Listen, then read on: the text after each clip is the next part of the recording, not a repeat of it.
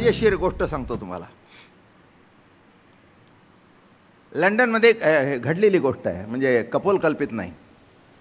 General practitioner होता पूर्वीच्या काळामध्ये. आता तसं काही कोणाकडे तुमच्याकडे कंपाऊंडर नसतीलच. कंपाऊंडर हा संपलेला आहे. मागच्या काळामध्ये प्रत्येक डॉक्टर एक कंपाऊंडर असायचा. म्हणजे त्याने कागदावर लिहून द्यायची औषधं, मग तो पाऊंडरमध्ये कंपाऊंड तयार करून द्यायचा, म्हणून त्याचं नाव कंपाऊंडर. मार्बलचा असा खलबत्ता, ते मार्बलचं मग त्याने असं 3-4 टाकून काय असं करायचं, ते लाल टाकायचं आणि ती चिठ्ठी चिटकवायची, 3 डोसाची द्यायची. कंपाऊंडर बरं का. तेव्हा हा मोठा डॉक्टर, आणि तो डॉक्टरची मोठी गंमत आहे त्याची. त्याच्या हाताखाली शिकायला माणसं. असं आता हे तज्ज्ञ मंडळी आहेत, त्यांच्या हाताखाली नवी शिके येतातच. आता आमच्या डॉक्टरांची मुलगी डॉक्टरांच्या हाताखाली तयार झाली, ती MD झाली. हाताखाली तयार झाली, प्रॅक्टिकल कुठेतरी पाहिजे. तसं त्यांच्या हाताखाली 8-10 माणसं होती. प्रत्येक आयटम त्यांना कळायचं, पण डॉक्टर एक आयटम अशी होती, तो काय करायचा माहिती आहे का, ते फक्त त्याच्या कंपाऊंडरला माहिती होतं. ADT फॉर 3 days द्यायचं, त्यांनी भरून द्यायचं. ते सगळे 7-8 जण बसले, म्हणजे हे कुठलं औषध आहे. DDT माहिती आहे.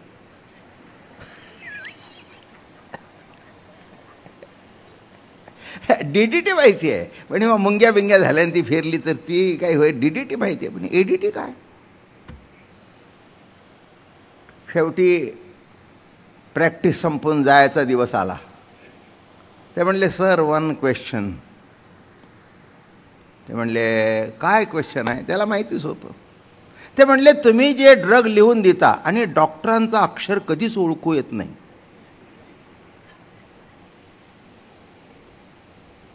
नाही, आमच्या डोळ्यांचं फार अक्षर सुंदर आहे बरं का, रेखीव अक्षर आहे, अतिशय सुंदर अक्षर आहे. पण डॉक्टरांचं ते जे काही गिजमिट करून लिहायची की नाही, ते कोणाच्या बापाला कळायचं नाही. ते त्यांच्या कंपाऊंडरला ते ADT फॉर 3 days. मग ते म्हणले, सर सगळं कळलं, पण व्हॉट अबाउट ADT. हां, ते म्हणले ट्रेड सिक्रेट आहे. म्हणले नाही, पण म्हणले आता इतक्या दिवस तुमच्या हाताखाली आम्ही काम केलं, जाता आता सांगा की आम्हाला. हां, पण कोणाला सांगायचं नाही तुम्ही,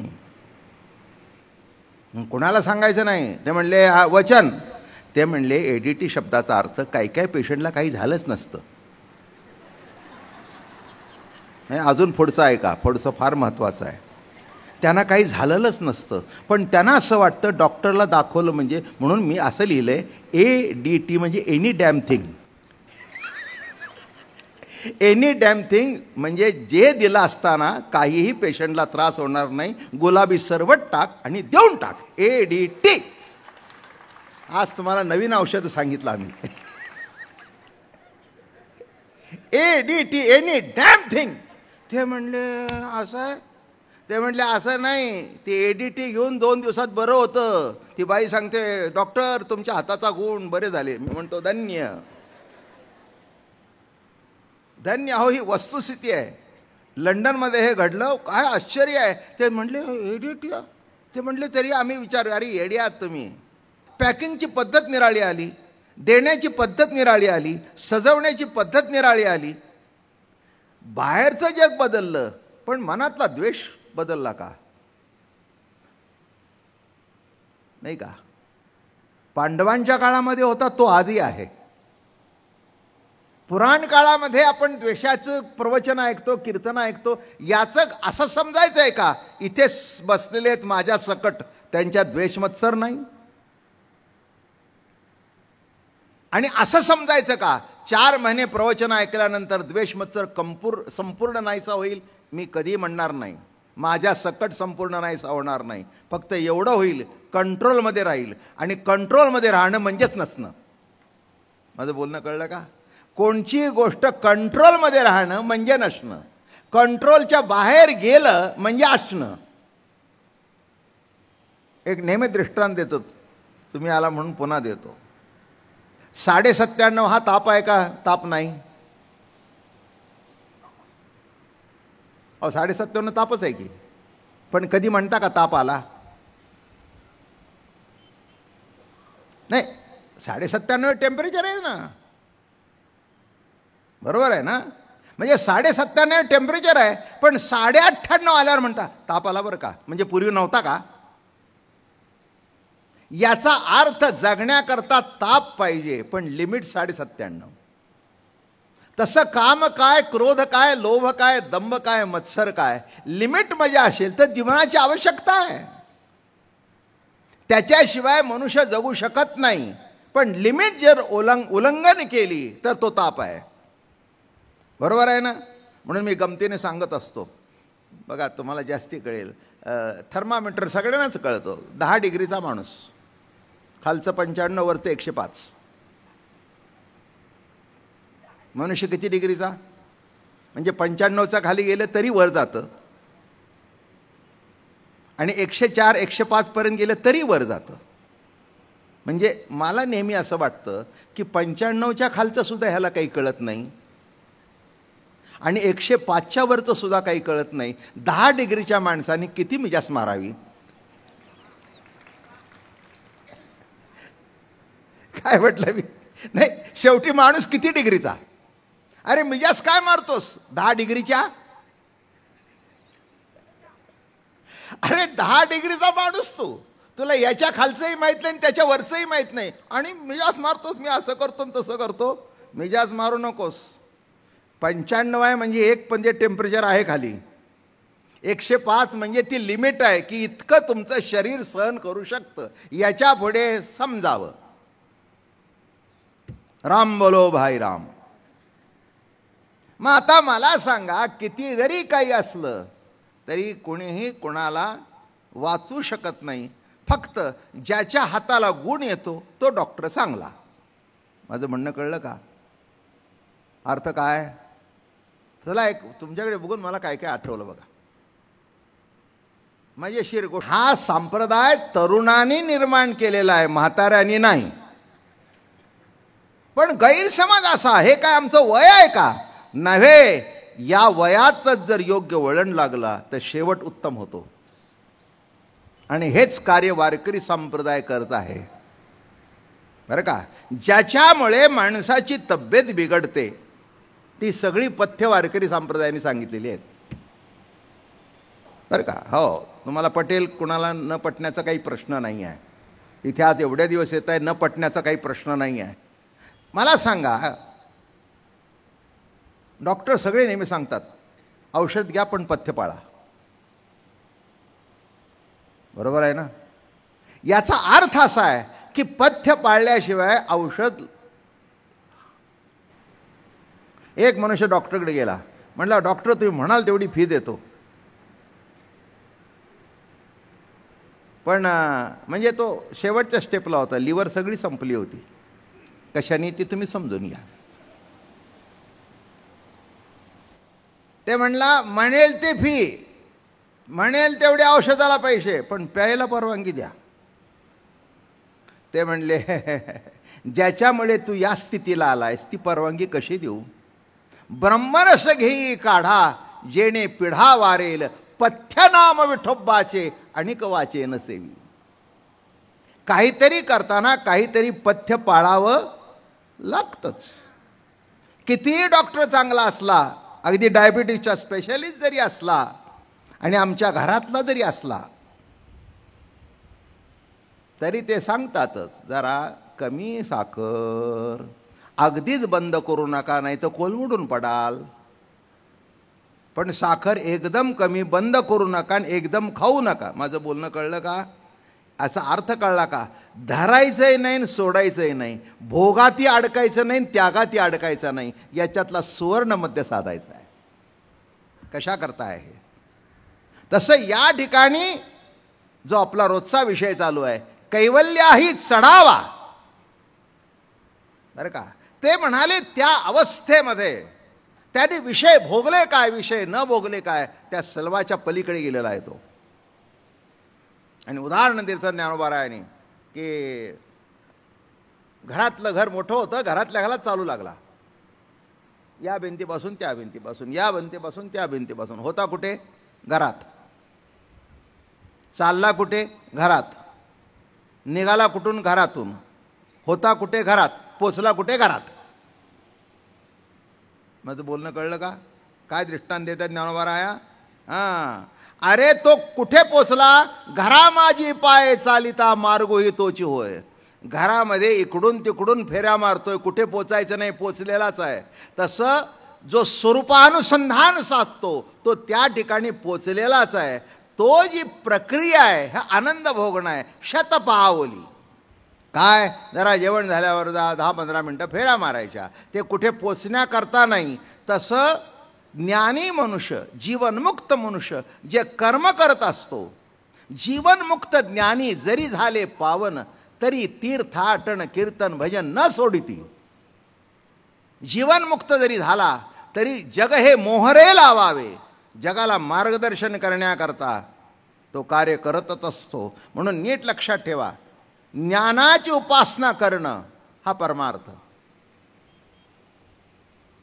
ज्ञानोबारायाचा संप्रदाय ज्ञान अधिष्ठित आहे, म्हणून त्यांचं नाव ज्ञानदेव आहे. आणि कालांतराने वारकरी झाल्यानंतर ज्ञानाचं रूपांतर प्रेमात झालं आणि तेव्हापासून प्रेम हे त्यांच्या जीवनाचं आद्य भाव झाला. आणि त्यांनी आत्म्याला माऊली म्हटलं. जगातले जेवढे ग्रंथ आहेत तत्वज्ञानाचे काढा, भारतातले आणि भारतातल्या बाहेरचे, जीवात्मा, जडात्मा, साक्षी आत्मा, कुटस्थ आत्मा, हे सगळ्यांनी म्हटलं. पण आत्म्याला माऊली म्हणणारे माऊली हे एकमेव जगातले आहेत. किती आश्चर्य आहे बघा. आत्म्याला कुणी माऊली म्हटलं नाही. जीवात्मा, जीवाशी संबंधित म्हणून जीवात्मा, जडाशी संबंधित म्हणून जडात्मा, असून निराळा आहे म्हणून साक्षी आत्मा, कूट आहे म्हणून कुटस्थ आत्मा, हे संबंधित आहेत.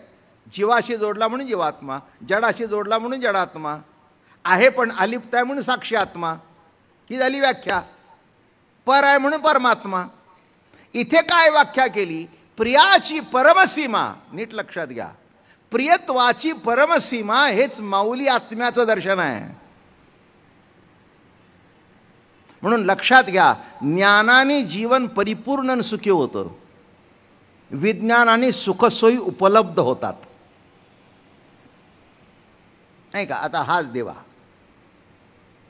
आता एवढ्या मोठ्या हॉलला जर पूर्वीच्या काळामध्ये दिवे लावायचे असते तर मला वाटतं सकाळपासून ते घासलेत भरणं, अमकं करणं, तमकं मशाली लावणं, कितीतरी खटपट करावी लागली असते. इथे काही खटपट करत नाही. तो येणारा येतो, माणसं आली की नाही, बटणं दाबली की तयार. विज्ञानाला मानायलाच पाहिजे. न मानून करता काय? मानायला पाहिजे. पण बोलता बोलता पुष्कळच आठवतो, चला सांगतो. एकदा काय झालं, हे इलेक्ट्रिसिटीचा नवीन शोध लागला आणि शोध लागल्यानंतर 70-80 वर्षापूर्वीची गोष्ट, त्यावेळेला ते आमच्या शाळेतसुद्धा, आता माझं 81च आहे मी, ते ट्रेन वगैरे ते चालणारी तो बल्ब वगैरे मोठं आश्चर्य म्हणजे आम्हाला ते त्या काळामध्ये नवीन होतं. आणि जेव्हा सुरुवातीला आमच्या काळाच्या अगोदर ते जेव्हा बल्ब वगैरे लागले तेव्हा एका शाळेमध्ये जिथे तो शोध करणार राहत होता त्या परिसरामध्ये आणि प्रदर्शन भरलं. इलेक्ट्रिसिटीवर चालणारी गाडी, बल्ब, 10 कॅन्डलचा, 20 कॅन्डलचा, असे बल्ब सगळे लागले आणि सगळी माणसं येत होती बघायला. असा आहे, असा आहे, असा आहे, असं चुकली, बटन दाबलं. माणसाने त्या डॉक्टरनी तपासता तपासता 2 शब्द गोड बोलायचे असते, त्याच्यात निम्मा बरा होत असतो. तो जर सांगितलं हां इथे हात लागतोय, कॅन्सर आहे, तिथेच मरेल, ती तिथेच मरेल. अहो असे पुष्कळाला होतात. तुम्ही काही चिंता करू नका, मला संशय आहे, बघू तुम्हाला बरं करू, तुम्ही काय काळजी करू नका, मी आहे ना, एवढं तरी म्हटलं तरी पुष्कळ होतं. माझं बोलणं कळलं का? हां, म्हणून या ठिकाणी कितीही विज्ञान टोकाला पोचलं तरी ज्ञान आणि ज्ञानाच्या खाली प्रेम आहे. त्या प्रेमाने जर ज्ञान प्रगट केलं, प्रेमाने जर 2 शब्द तुमचे प्रगट केले तर ऐकणारा समाधान होऊन जातो. काही नाही, तुम्ही काळजी करू नका, काही नाही, तुम्ही काळजी करू नका, तुम्ही बरे व्हाल, तुम्ही बरे व्हाल. अहो असं म्हणा, त्याच्या मनावर संस्कार करा. तसं संत सांगतात, तू काळजी करू नकोस, तू पापी नाहीस, प्रभूचं नाम घे, पुण्यवान होशील. अहो केवढा आधार झाला. मागच्यानी सगळ्यांना गाडलं नेऊन, तुझा उद्धार होणार नाही, तू पापी आहेस. अरे पापी आहे म्हणून किती वेळा टिळा लावता. एकाने पापीचं प्रवचन झालं. प्रवचन झाल्यानंतर मी त्याला म्हटलं, वा तुम्ही एवढं पाप्याबद्दल का बोलता? इथे तुमच्यासमोर बसलेला एक सुद्धा वाल्या कोळी नाही. मला म्हटले म्हणजे कळलं नाही. म्हटलं वाल्या कोळ्यांनी एक माणूस मारावा आणि एक दगड टाकावा, छोटा धोंडा नाही. असे 7 रांजण बसले होते. म्हटले इथल्या बसल्याने एवढी ढेकणं सुद्धा मारली नाहीत. नाही का? मला सांगा का, सध्या तर ढेकणं नाहीत आहेत मारायला सुद्धा. आता असतील सुद्धा, ती काही संपणार नाही तशी. काय मग आता मला सांगा की कुणी ते न करून सुद्धा, एवढी माणसं मारून सुद्धा त्याचं रामायण तुम्ही वाचताय. आणि तो रामायण लिहू शकतो, आणि किती पॉवरने लिहू शकतो. तर महाराजांनी म्हटलंय आपल्या अभंगामध्ये, कोळियाची कीर्ती वाढली गहन केले रामायण रामाधी. रामायण हे रामाच्या अगोदर झालेलं आहे. म्हणून राम प्रत्येक गोष्ट करत असताना रिफर करत होता वाल्मिकांनी काय लिहिलंय. कोळियाची कीर्ती वाढली गहन. काय संस्कार होते त्याला एवढे, काय मोठं खानदान होतं विद्वानांचं, काय होतं, काही नाही. काय केलं त्यांनी?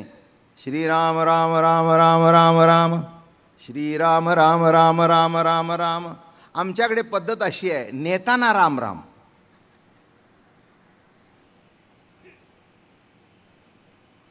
अगोदर रामनाम नाही. ते काही आमचं वय आहे का? मग एकाने मी म्हटलं काय रे? म्हटलं महाराज काय तुम्ही वारी वारी करता, हे का आमचं वय आहे का? म्हटलं मग काय करायचं वय आहे तुझं? हे बघा, वयाचा जर मुद्दा काढायचा असेल तर ज्ञानोबारायांनी 16व्या वर्षी ज्ञानेश्वरी लिहायलाच नाही पाहिजे होती. हा मुद्दा पहिल्यांदा लक्षात घ्या. ती ज्ञानेश्वरी 61व्या वर्षी लिहायला पाहिजे होती.